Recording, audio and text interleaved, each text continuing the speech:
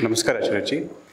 My question is: there is enough evidence these days that the people who are unhappy with their jobs are having more carbon footprint in the nature. And I've also been listening to you for over a year, and I've listened to your videos on climate change, where you said that the only solution to climate change is spirituality alone. I've been reading books on climate change, and one such book is Less is More, where they talk about degrowth to be the solution. And in the book, they also talk about dualism being the reason why we exploit nature and why we take nature for granted. The solutions of climate change also being animal exploitation, less population. But we also have influential leaders like Elon Musk who talk about, who ask us to increase population without caring about this. So my question to you is about this degrowth and non-dualism. Whatever the actions that we do is, we are using the resources of nature, right? So, and they will have carbon footprint. So what is it meant to be non-dualistic in that aspect?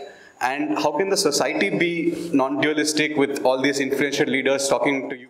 Otherwise, that the science is talking to you, and in this capitalist world, what is it meant to be degrowth? This is what is my question. See, what is duality in the first place? The feeling that there are two truths, this and the world, and both these truths are incomplete and dependent on each other. That's duality. That there definitely exist two, and of the two I am one, and I am incomplete. How do I become complete? By feasting on the world, by exploiting the world. That's the reason the book you have read says that duality is one of the reasons behind climate change. Climate change is nothing but a crisis of consumption. We are so terribly incomplete and hurt and restless that we want happiness at any cost. And to get happiness, we exploit everything around us. We exploit our own bodies. We exploit the ones we are related to. And obviously we will exploit the animals, the birds, the trees, the forests, the rivers, the atmosphere. We exploit everything. We are so crazy and so deeply in pain. Think of a person who is both in agony and in illusion. Suffering deeply and also crazy. What will he do? He will do anything to get rid of his pain. No? And that's what mankind is doing. All kinds of unthinkable stuff so that we can somehow feel happy. Kill, eat, exploit, plunder, rape. Do whatever can be done just so that you can have a fleeting glimpse of happiness. And because that is fleeting, so you have to do more and more of it to sustain even the semblance of being all right. Are you getting it? So, you said anything that we do has a footprint. See, climate change is not caused by all the little things that you do. You can relieve yourself of that guilt. It's not you and me who are responsible for climate change. If just to exist is to contribute to the climate crisis, then we would all be guilty. But that's not really the case. There is a perfect balance that nature provides. You have agents that emit carbon, and equally you have agents that absorb carbon. What are those agents known as? Trees and the oceans. They absorb these gases. What's happening is that you have crossed all limits by a long distance. 280 ppm to 440 ppm and increasing at an accelerating rate. Who's doing that? Not the common man. Though there are vested interests that are trying to put the guilt of climate change on the common man. The common man is not really responsible. The common man is responsible, but in some other way, indirectly. We'll come to that. The richest 10% of the world's population is causing 90% of the carbon emissions.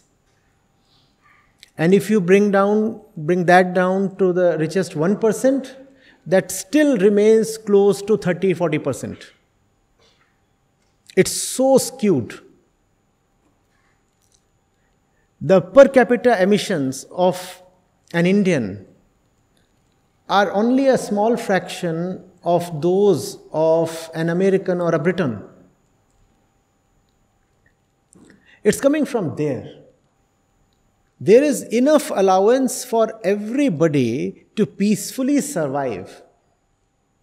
What we do not have is the allowance to consume endlessly.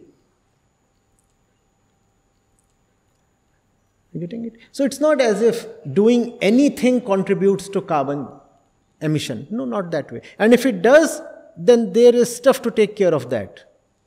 Trees and other physical mechanisms, natural mechanisms. But when you are burning oil endlessly so that you can have physical comforts and all kinds of vanities, then there is obviously no solution. How do you take care of that? Now here comes the role of the common man. This has to be turned into an electoral issue. You have to elect governments that are prepared to tax vulgar consumption.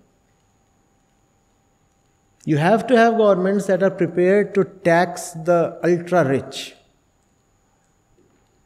You cannot let them go scot-free with all the damage they are causing to the environment, to the planet itself.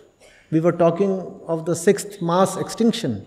That sixth mass extinction is not being brought about by the lower middle income countries and the middle income countries. That is being brought about by the first world, the developed world. They are the culprits and they'll have to bear the burden. And even in countries like India, if the per capita emissions are rising, the responsibility lies with only a handful of people compared to our population. They are the ones who have to be singled out and taxed. Are you getting it? It is a very clever ploy to make the common man feel responsible. So what does the common man start doing to alleviate his guilt? He says, fine, I'm recycling. I'm not using plastic that much now. Or I'm turning organic. Or I'm reducing my electricity consumption by 15%. The question is, dear, how much electricity does the common man anyway consume? It's not the common man who is causing all this. I'll tell you who is causing it. Your role models are causing all this. The influential fellow you referred to is causing all this. And it's a great tragedy when the ones who are influential are neither intellectual nor spiritual. Think of it. A brain-dead fellow is so influential just because he has so much money. And you can have a lot of money without being intellectual at all. It is possible. It is happening. Your role models are very unworthy people. And they are role models exactly because you find them consuming a lot and you all aspire to consume that much. So they become your role models. You say, wow. Somebody asked a famous soccer player and he says, I have 20 cars. All luxury ones. And that simply charms you so much, wins you over. 20 cars. 5 Rolls Royce. He does not even want to own a cheap thing like Mercedes. Not one, but multiple private planes. Super expensive yachts. Yachts to take care of yachts. And that's what we all aspire for. Why? That brings us to the point we started from. Our dualistic philosophy of life. We all have been taught wrongly. We have been trained wrongly. Life education, we have been deprived of. So all that you want through all that you do is consumption. What do you live for? Consumption. How do you know a fellow is doing well in life? He is able to consume a lot. When consumption is the ideal, climate change is the result. And all these role models, people you follow, the ones who have 50 million on Instagram and places, what are they displaying to you except their ability to consume? Either they display their own ability to consume or they present themselves in certain cases as stuff to be consumed. For example, a voluptuous female model. Why does she command that kind of a following? She is saying, I am available to be consumed, at least optically.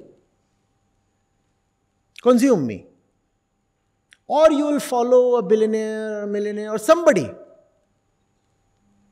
We have been taught the wrong purpose of life, and the results are catastrophic. We do not know why we exist. And climate change, therefore, is a result of a totally wrong kind of education, the wrong fundamental philosophy of life. Is all this coming together and making sense? Or is it appearing too scattered? Do you see how it is all integrated? Do you see how the one you follow on Instagram and the rising ppm levels are directly correlated? Do you see all these things? In general, they will appear different issues, not related, but they are very much related. The very concept of good life is a carbon-intensive one. The very concept of happiness is carbon-intensive.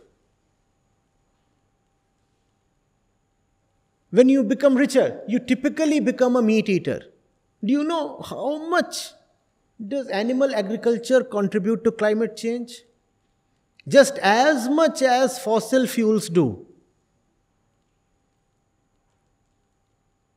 Everything that makes you happy is actually something that is destroying the earth. The saving grace is, as Indians, as middle-class Indians, you still are not in a position to consume too much. Therefore, you are still not directly responsible for destroying the earth. But there is an indirect culpability, which is that you are following and admiring the ones who are in fact destroying the earth. And if you keep following them, you will become like them. That's the whole purpose of being an admirer, right? I want to be like him. You want to be a murderer? You want to be like someone responsible for genocide?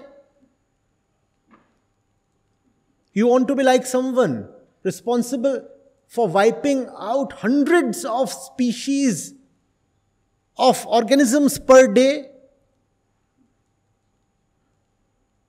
It's a sad commentary on our times that people who should be behind bars are actually hemming top positions in industry, in government, everywhere.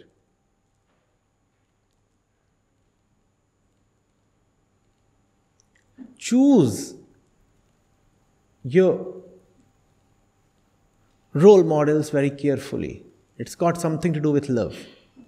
Be very careful about the ones who appeal to you.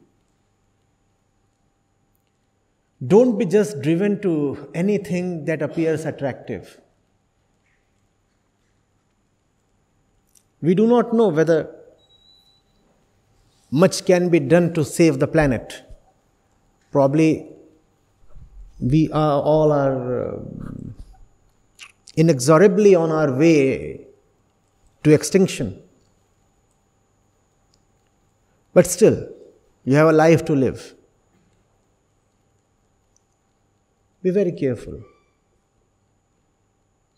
Most people we follow, we admire, we respect are terribly unworthy. Don't fall for the gloss.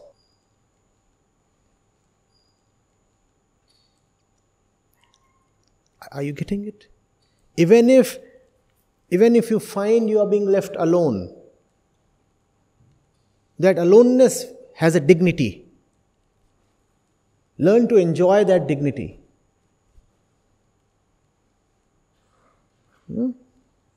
This brings us to the end of the Q&A session. Thank you, Acharya ji, for patiently answering all the questions. And I'm sure students are enlightened after this session, or at least started the process. I request Professor Bapat to present a vote of thanks. For last 3.5 hours, we are really mesmerized. I know big speakers come to IIT and we have just audience of 20-25. और ये पूरा श्रेय आचार्य जी को जाता है. हमें ऐसे विद्या का एक्सपोजर नहीं है frankly, and I think that we are something experiencing. और उपनिषदों में ऐसे ही होता है, जैसे आचार्य जी ने कहा कि प्रश्न और उत्तर, और बहुत सारे प्रश्नों के उत्तर मिले होंगे, लेकिन बहुत सारे प्रश्नों के उत्तर नहीं भी मिले होंगे, बिकॉज ये जस्ट शुरुआत है. और मुझे लगता है इससे बहुत बहुत बहुत आगे जाने की आवश्यकता है, किंतु उसकी प्रेरणा अवश्य मिली होगी और वो लेकर सभी जाएंगे. और आचार्य जी को मैं साष्टांग प्रणाम करता हूँ. सभी वॉलंटियर्स को धन्यवाद. Then PG council, Yogastha, think India, IIT for Bharat, सभी ने यहाँ सहयोग दिया है. सभी को धन्यवाद. और सबसे आप सभी को धन्यवाद नहीं दूंगा, because you should continue in this date and continue on this journey. नमस्ते.